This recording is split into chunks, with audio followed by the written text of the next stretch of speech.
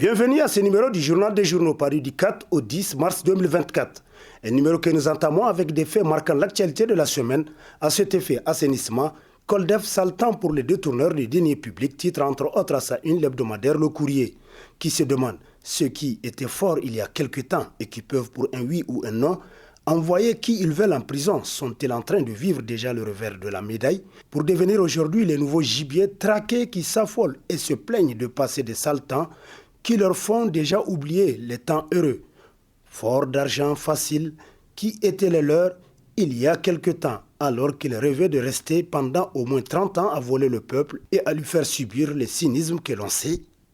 On apprend en tout cas que bien d'opérateurs économiques, de fonctionnaires et de barons du régime déchu, depuis des jours seraient dans le collimateur de la police judiciaire qui chercherait les moyens de les presser pour reprendre tout ce qu'ils avaient pris au pays. Depuis des jours, autres Boka et Marabou vivent la nouvelle traite travaillant à détourner la Coldef et sans doute Tiani aussi de ses objectifs selon le journal pour qui cette magie ne fonctionnera pas. Le Niger, depuis le 26 juillet, est couvert de prières. Fixation des prix du riz, le consommateur victime du bras de fer commerçant-gouvernement, titre dans ses colonnes l'hebdomadaire La Roue de l'Histoire Info, pour qui, quand les éléphants se battent, c'est les herbes qui en pâtissent, dixit un adage. C'est la situation dans laquelle se trouvent aujourd'hui les consommateurs nigériens. En plus de cacher les stocks de riz dans les magasins, des sources dignes de foi affirment que les opérateurs économiques sont allés jusqu'à annuler les commandes qu'ils ont faites et qu'ils n'ont pas encore acheminées sur le territoire national, tel que rapporté par le journal pour qui cette posture adoptée par les commerçants qui vise à créer sciemment une rupture du riz dans le pays doit interpeller les autorités de la transition. Il est urgent pour le gouvernement de trouver un modus vivendi avec ses interlocuteurs à travers la Chambre de commerce. Ça se fait chaque année à l'approche du mois béni, constate La Roue de l'Histoire. Lettre au chef de l'État, mon général, vous avez posé un acte de grande valeur patriotique et il me semble que c'est un devoir tout autant patriotique de vous encourager à faire plus dans ce sens.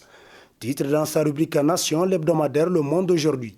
Pour qui, autant le dire d'entrée du jeu, en adoptant les deux projets de décret portant approbation du contrat de partage de production entre l'État et la Société nigérienne des pétroles, une société d'État, vous donnez à vos compatriotes le droit de croire à une lueur d'espoir pour notre cher pays, le Niger. C'est une voie rassurante pour le Niger et son peuple, et ne pas le relever pour le saluer serait antipatriotique puisque l'acte ainsi posé ne vise pas autre chose que d'affermir par des actes concrets et probant la souveraineté clamée depuis le 26 juillet 2023. Oui, ce nouveau paradigme dont vous n'avez cessé de parler trouve ainsi dans cette décision du Conseil des ministres ses débuts d'accomplissement assurément promoteurs d'après l'auteur de la missive qui poursuit en disant être sincère. Vous venez d'ouvrir une voie des plus promoteuses pour le Niger et il faut continuer dans la même direction telle que rapportée par Le Monde aujourd'hui. Dialogue national, pourquoi ce silence assourdissant ? Se demande l'hebdomadaire satirique Le Canard en furie, qui constate qu'annoncé le 9 août 2023, dans une adresse du président du CNSP, le général Abdourahmane Tchani, le dialogue national tarde toujours à se préciser, a fortiori se tenir même. Pourtant, ce forum de dialogue national était au départ essentiel, car c'était lui qui devait arrêter les grandes orientations de la transition dans la durée de celle-ci. Chaque seconde, chaque minute, chaque heure, chaque jour, chaque semaine et chaque mois seront précieux dans le compte à rebours d'une importance capitale pour le devenir politique de la nation nigérienne, conclut Le Canard en furie. Gouvernance démocratique au Niger, les tares de la politique refont toujours surface, titre à sa une l'hebdomadaire Écho du Monde, pour qui on n'aura jamais assez de le ressasser. La politique au Niger, par sa mauvaise pratique, est la chose qui a le plus sali le tissu social et perturbé le vivre ensemble. Le journal dit que c'est son humble avis et il l'assume. Aussi, il ne faudrait pas qu'au Niger, certains pensent que la politique est seulement l'apanage des personnalités dont la moralité n'est pas à la hauteur du respect de la chose publique et des services sociaux de base dont il faut relever la qualité. Le Niger est un pays qui regorge d'incalculables personnes intègres et honnêtes, mais ce sont toujours les mêmes auteurs politiques qui reviennent malgré qu'on les prenne chaque fois l'occasion de leur gestion, les doigts pleins dans la confiture, conclut Écho du Monde. Société Riz du Niger Rini, le directeur général et ses collaborateurs s'investissent pour assurer la disponibilité, titre entre autres à sa une le bimensuel EV+, pour qui, dans le nouvel élan amorcé par le Niger relativement à l'affirmation de sa souveraineté, il a été réservé une place de choix à l'autosuffisance alimentaire. En effet, la souveraineté d'un État passe par la capacité d'assurer la sécurité alimentaire des populations. C'est dans cette logique que les nouvelles autorités ont identifié et retenu comme priorité la mise en œuvre rapide de la stratégie nationale de développement de la riziculture pour la période 2021-2030 adoptée par le gouvernement depuis 2022. Pour réussir ce pari, le président du CNSP accorde une grande confiance à la société riz du Niger pour mener une approche concrète afin de trouver des solutions aux problèmes, nous apprend le journal qui renchérit. C'est ainsi que le président du CNSP a placé l'homme qu'il faut à la tête de la RINI, commandant Adamou Moussa Illi, pour conduire la société et rendre accessible la production et la commercialisation du riz au Niger.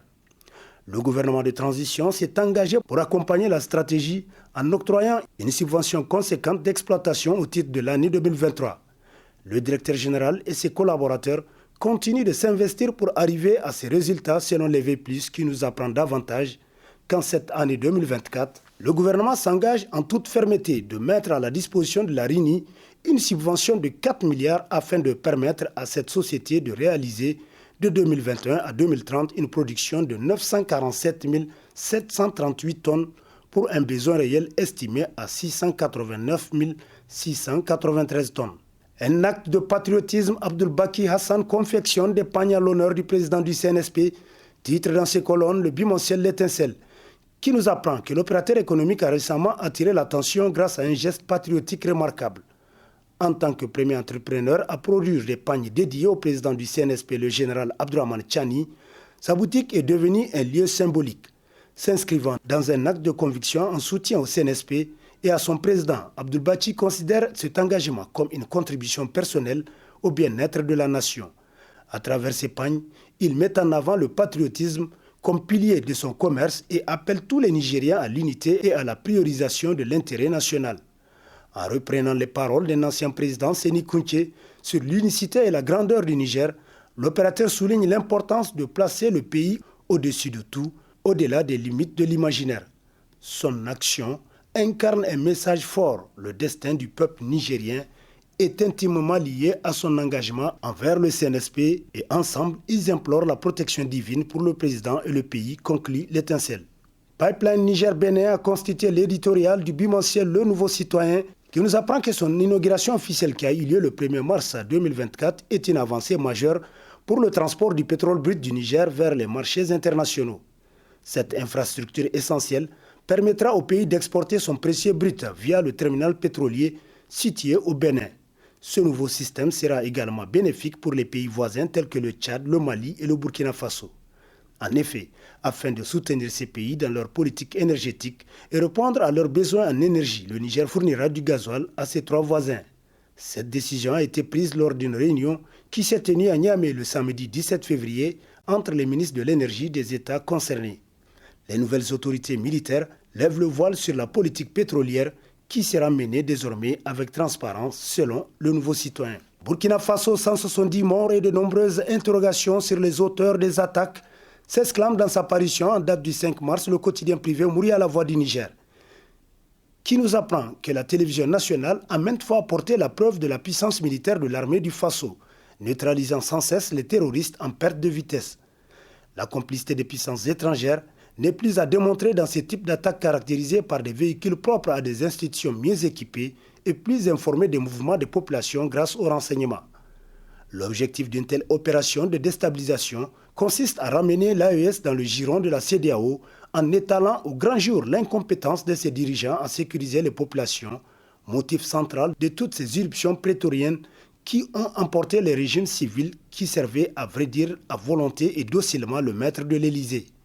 C'est pourquoi cette attaque massive au Burkina Faso devra amener les autorités de l'AES à rester plus vigilants en renforçant les actions communes de lutte contre le terrorisme, tout en considérant désormais que les 3 pays constituent un seul et même territoire.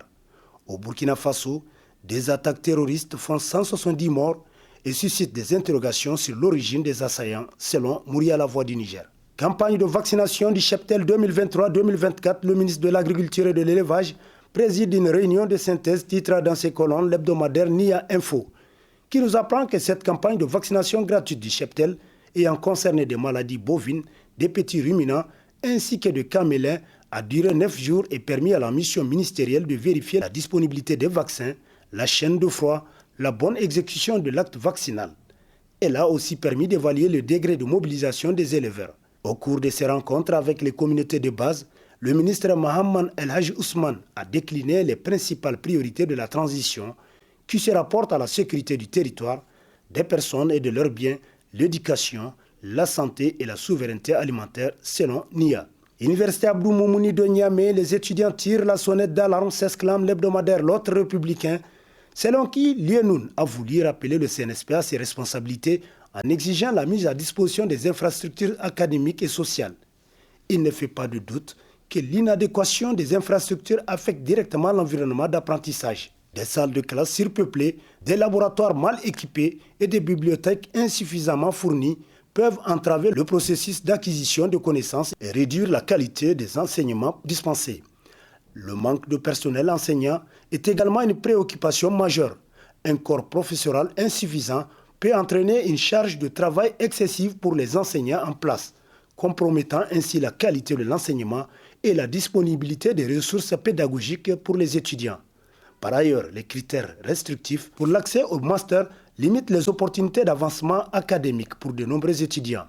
En imposant des barrières d'entrée sélectives, l'université risque de priver certains étudiants talentueux de la possibilité de poursuivre des études supérieures approfondies, ce qui nuit à leur développement intellectuel et personnel. Selon L'Autre Républicain, gestion des déchets médicaux, risque majeur sur l'environnement, titre dans sa rubrique Santé, Niger Inter-Hebdo, pour qui comprendre par déchets médicaux toute forme de déchets générés par les établissements de santé. Cela inclut les seringues, bandages, draps et bien d'autres matériels utilisés pour faire des soins, en majorité issus d'hôpitaux, de laboratoires, des morgues ou encore d'établissements de soins spécifiques. Les déchets médicaux se présentent souvent sous forme de produits chimiques, produits pharmaceutiques, d'objets pointus et tranchants, de déchets infectieux anatomiques, radioactifs et d'autres.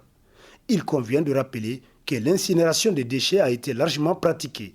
Toutefois, une incinération imparfaite ou l'incinération de matériaux inadaptés à ce mode d'élimination entraîne le rejet de polluants et de résidus de cendres dans l'atmosphère. De même, l'incinération de matériaux contenant du chlore peut produire du dioxine et du furane cancérogènes pour l'homme et qui ont été associés à divers effets néfastes sur la santé d'après Niger Inter-Hebdo. Et c'est sur ce mot de santé que prend fin le présent numéro de la revue de presse. Prochain rendez-vous, plaise à Dieu dans une semaine avec toujours la même passion de vous servir. Bonne lecture et au revoir.